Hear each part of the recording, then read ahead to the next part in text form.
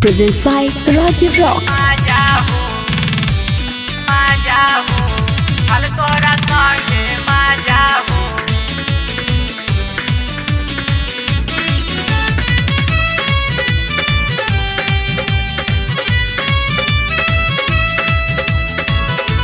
खुशी recording studio Patna. जहिया से चढ़ल बचैत के महीना मन नहीं लगेला राजा हो। जहिया से चढ़ल बचैत के महीना मन नहीं लगेला राजा हो।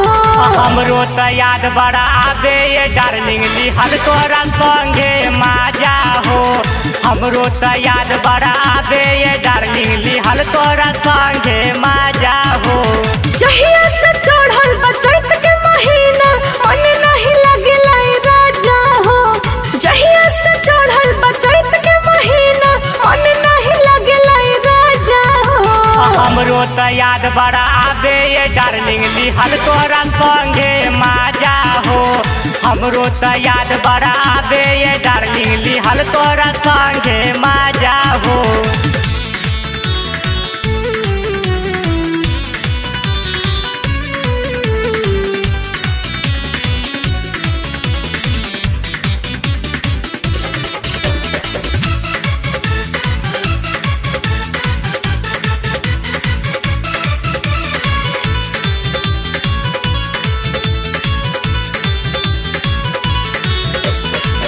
चढ़ली जवानी तोड़ा पावतिया रात के तकिया धके सुततानी कर जवा से साट के। ए राजा जी सुनी ना से जिया पर करतानी तोहके रोज मिस हो। हमरो दिल करतानी करत रहत किस हो। ए देरी न करो राजा जल्दी से घरवा आ जाई हो। देरी न करो राजा जल्दी से घरवा आ जाई हो। हमरो त याद बड़ा आवे ये डार्लिंग लिहल तोरा संगे माजा हो।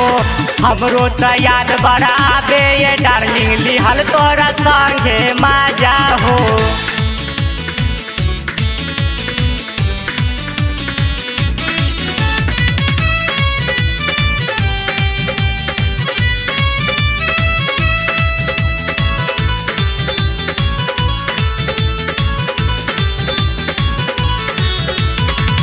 पहिला रात के बात राजा आवे जब ख्याल हो। सोच सोच हाल हमार हो जाला बेहाल हो। सुन ना रबीरा सुरेंदर के तू बुझ मजबूरी। पवन सुमन से बनबले रहिया तू दूरी।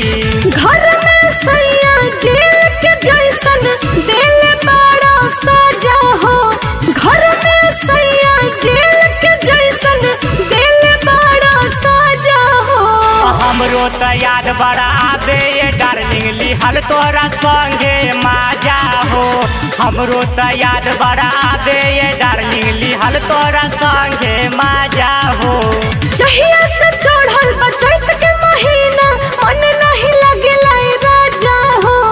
जहिया से चढ़ल बचैत के महीना मन नहीं लगेला राजा हो।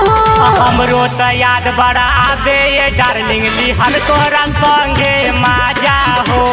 हमरो त याद बड़ा आवे ये डार्लिंग लिहल तोरा संगे माजा हो। Presents by Rajiv Rocks.